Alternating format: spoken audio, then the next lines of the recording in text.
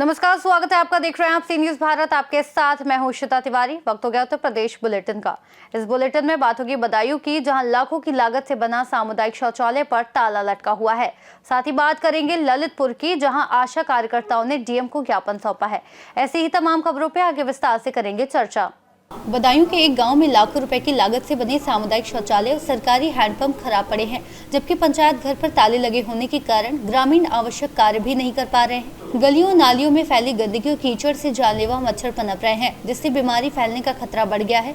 ग्राम प्रधान पर शिकायतों के बावजूद कोई सुधार न करने और मनमानी रवैये अपनाने का आरोप है, जिससे ग्रामीणों में भारी आक्रोश है। स्वच्छता अभियान लगातार पलीता खा रहा है। काम केवल कागजों तक सीमित है और जिम्मेदार उच्च अधिकारियों को गुमराह कर रहे हैं। इसके अलावा रिसोर्स रिकवरी सेंटर पर उपले लगाने की समस्या भी सामने आई है। देखो पल्ला गली में देखो नहीं आपके गांव में रोड चल रहा वो तो जहाँ पे गंदगी होएगी। हाँ हाँ तो जाओ तब जो ना के जा करो ना सफाई तो तो सफाई करते नहीं है। सफाई कैसे करी तो खुद कर रहा है। सफाई कर्मचारी नहीं है यहाँ पे, कोई कर रहा है। सफाई कर्मचारी कोई है ही नहीं गांव में। गाँव में हम आता नहीं है, वो आते नहीं है, हमने देखा नहीं है कभी। अच्छा, आता ही नहीं है सफाई कर्मचारी। नाम तो पता ही नहीं होगा फिर आपको सफाई कर्मचारी का। प्रधान जी का नाम पता है? प्रधान जी का नाम? हाँ, प्रधान जी का नाम पता है, मुकेश। मुकेश। गांव कौन सा है? बजेड़ा। आपके गांव में सफाई के लिए, जैसे कूड़ा कचरा के लिए वो दी गई है रिक्शा वगैरह, वो गांव में घूमता है, वो कूड़ा कचरा लेता है? हमने देखा ही नहीं है। आपने नहीं देखा है कभी? आपने घुमा ही नहीं गाँव में?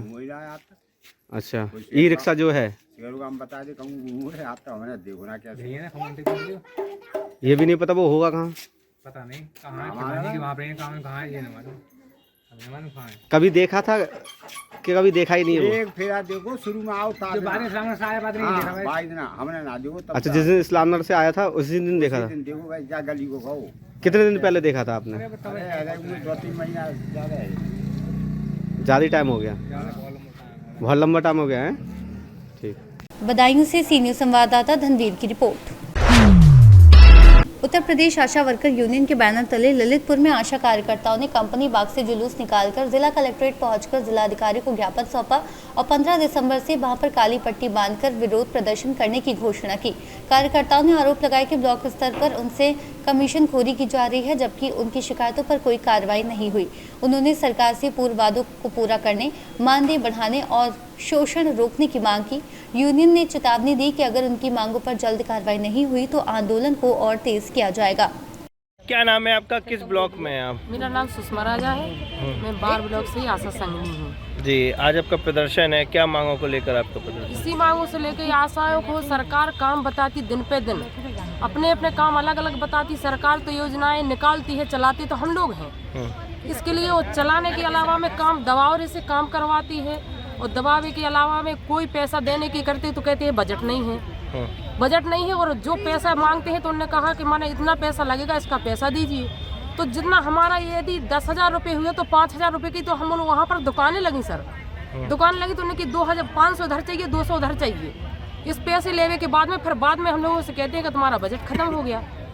अरे कौन लेता है पैसा? जो हमारे किस स्तर पर चलता है? जी, जो हमारे अधिकारी होते हैं, BCPM, BPM, माने कोई भी, माने जो वहाँ पर है हमारे ब्लॉक पर, वो सभी माने उनकी अलग अलग रेट है। अच्छा, आज प्रदर्शन के माध्यम से आप क्या मांग करना चाह रहे हैं? हमको ये है कि हमारा फिक्स मानदेय दिया जाए, हम लोगों को राज कर्मचारी का दर्जा दिया जाए। हम लोग जो भटक रहे हैं, काम कर रहे हैं, सरकार टुकड़ों टुकड़ों में दे रही है, हमें टुकड़ों टुकड़ों में नहीं चाहिए। हमारा नाम शिवन कौंते। किस पद पे हैं आप? हम ऑडिटर। अच्छा, क्या किस संबंध में आज आपका जहाँ प्रदर्शन है? और हम किस लोगों का प्रदर्शन सर इसलिए से कि 2023 मतलब सरकार ने घोषणा की थी कि 2023 से हम तुम्हारा दोगुना करेंगे। तो दोगुना तो नहीं मिला, और जो मिलता था वो भी बंद कर दिया सरकार ने। क्या हम लोगों का परिवार बच्चे नहीं है? हम लोग भी तो रात दिन मेहनत कर रहे हैं, हम लोगों का कोई समय नहीं है काम का। इसलिए सरकार से हमारा एक ही निवेदन है कि जो हमारा मिल रहा था वो भी दिया जाए, और जो हमारा काम छूट गया उसका भी पैसा दिया जाए। हम लोग ये आभा ID बनाते हैं, 10 रुपये पर आभा ID मिलती हैं। प्रत्येक आशा ने ID बनाई है, हर जनसंख्या के आधार पर ID मैंने उनका एक भी रुपया आज तक नहीं मिल रहा। हम लोगों को कोई पैसा नहीं दिया जाता है, और ऊपर से कर्मचारियों, जो हमारे ऊपर के कर्मचारी हम लोगों को दबाते हैं और हम लोगों का शोषण भी करते हैं। और जो अगर हम लोग उनको मंथली जो रिपोर्ट देते हैं, अगर उसका पैसा मतलब कमीशन उनको नहीं दिया जाए तो वो भी पैसा नहीं मिलेगा। कौन लेता है कमीशन? अब जो हमारे ऊपर के कर्मचारी हैं, ब्लॉक अधिकारी हैं, सब कमीशन लेते हैं। ऐसा कोई नहीं है सर कि हम लोग को पैसा नहीं मिलता। तो क्या मांग है आपकी? हमारी तो यही मांग है कि हमें तो एक निश्चित मान दे दिया जाए और राज्य कर्मचारी घोषित किया जाए। आशा यादव, आशा महासंघ जिलाध्यक्ष ललितपुर। आज सभी आशाओं के साथ कंपनी बाग में उपस्थित हुए हैं प्रदेश अध्यक्ष के आदेश अनुसार। हमारे प्रदेश अध्यक्ष जो हैं विजय विद्रोही सर, तो उनने 15 तारीख से अनिश्चितकालीन हड़ताल की घोषणा की थी, जिससे सरकार डर गई है। हर जिले में हर CSC पर हम लोग नोटिस चिपका चुके हैं कि हम लोग 15 तारीख से हड़ताल पर जाएंगे। रात ही में खबर मिली है कि हड़ताल के लिए 6 महीने के लिए प्रतिबंध सरकार ने कर दिया है। अगर सरकार प्रतिबंध करती है तो अपनी मांगों को हम दबाएंगे थोड़ी। हम लोग दर दर जो भटक रहे हैं, उस भटकने के लिए सरकार को जगाने के लिए अपने कांधे पर ब्लैक पट्टी बांधकर हम लोग विरोध जताकर अपना हक मांगेंगे। सरकार जैसे भी दबाएगी हम लोग दबने वाले नहीं, आगे बढ़ेंगे अपने अधिकार के लिए, अपने हक के लिए। हम लोग को यहाँ से क्या, अभी 15 तारीख को दिल्ली में एक विशाल प्रदर्शन है जो कि पूरे भारत की आशाएं बहुएं आ रही हैं। हम लोग दिल्ली जा रहे हैं, 15 तारीख में दिल्ली जाएंगे। 16 को हम सारी सरकारों को बताएंगे कि देखिए क्या उत्तर प्रदेश सरकार इतनी आशाओं से डर गई है कि उत्तर प्रदेश में आपने 6 महीने के लिए प्रतिबंध लगा दिया गया। बाकी पे और भी तो सरकारें हैं, क्या सरकार आशाओं से इतना डर क्यों रही है? पैसे दीजिए, डरने की क्या बात है। क्या मांगे हैं आपकी? हमारी मांग है, एक पूरी मांगों को खत्म करना चाहते हैं। हम लोग सिर्फ राज्य कर्मचारी घोषित होना चाहते हैं, क्योंकि जो दिन रात हम लोग काम कर रहे हैं उसका कोई पेमेंट समय पे नहीं आ रहा है। हम लोग समय पे अगर काम कर रहे हैं तो आपको शर्म होनी चाहिए, समय पे हम लोग को पेमेंट करना चाहिए।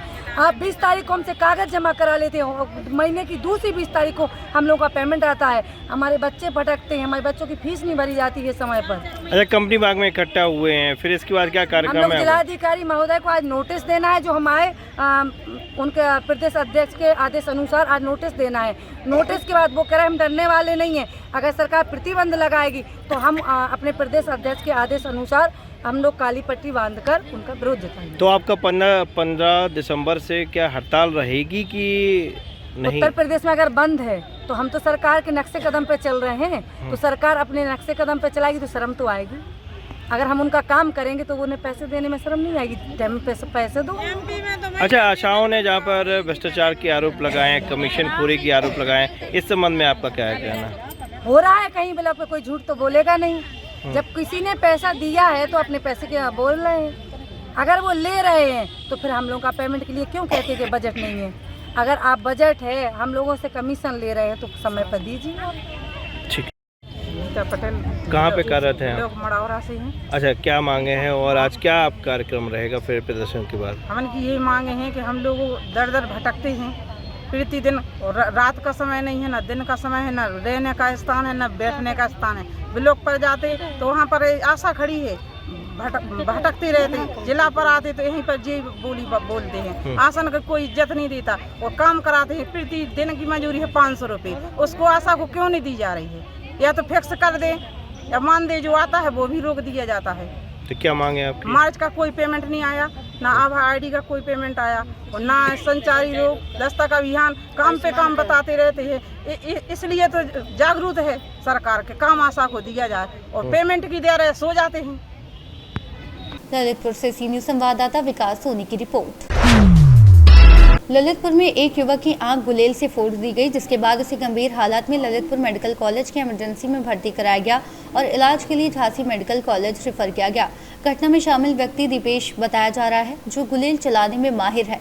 दीपेश द्वारा चलाया गया गुलेल सीधे पीड़ित जाहिद की आंख में लगा, जिससे आंख पूरी तरह क्षतिग्रस्त हो गई। पीड़ित पक्ष ने सदर कोतवाली से शिकायत पत्र देकर दीपेश के खिलाफ कानूनी कार्रवाई की मांग की है। नाम है आपका?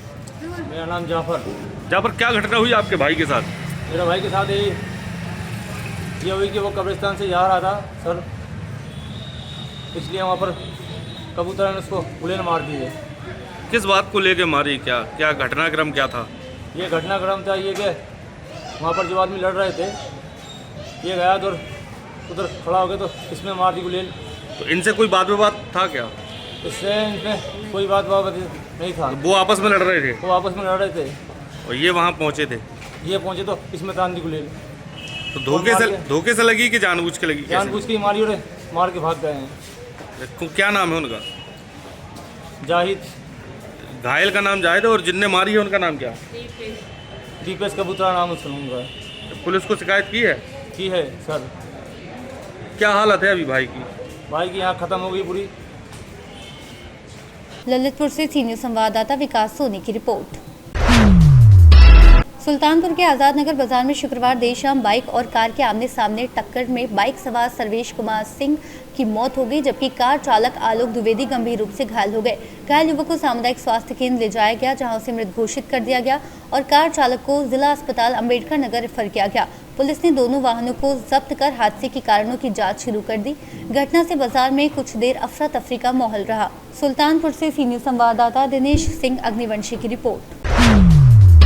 सुल्तानपुर में थाना चांदा पुलिस ने बीती रात एक वांछित बदमाश अमन यादव को पुलिस मुठभेड़ में घायल अवस्था में गिरफ्तार किया, जो अपहरण एवं हत्या मामले में शामिल बताया जा रहा है।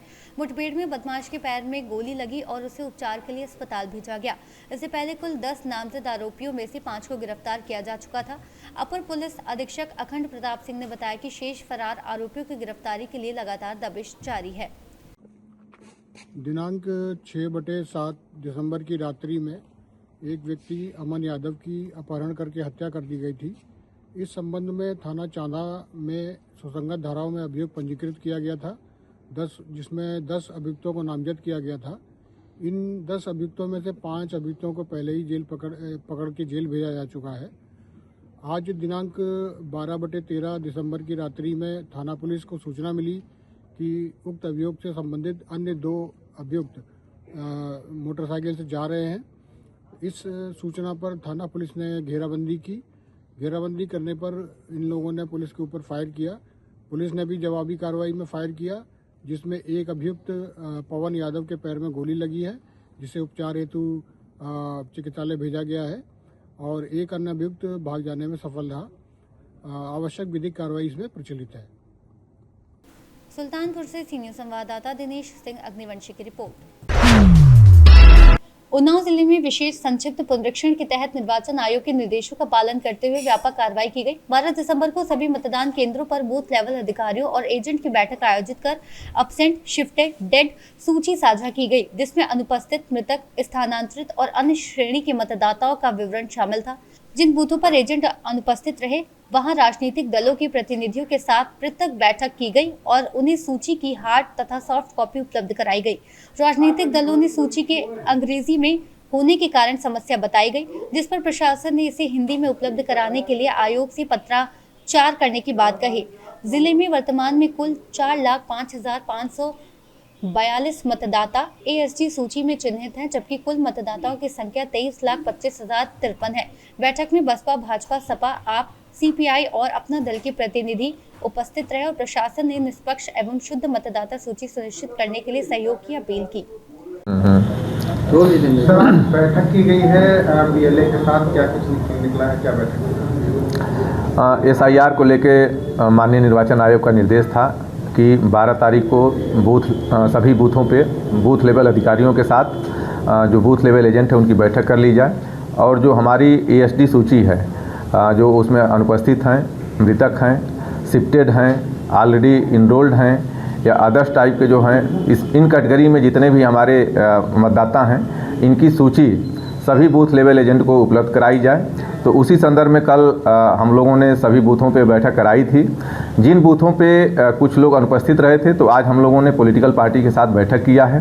सभी लोग उपस्थित थे, उन लोगों को हम लोगों ने सूची भी उपलब्ध कराई है और कुछ उनसे भी जो इस अभियान के दौरान कुछ चीज़ें जो संज्ञान में आई थी उनको भी शेयर किया गया है। उन्नाव से सीनियर संवाददाता अजय कुमार की रिपोर्ट। उत्तर प्रदेश बुलेटिन में फिलहाल के लिए इतना ही। देश और दुनिया की तमाम बड़ी जानकारियों के लिए देखते रहिए सी न्यूज़ भारत।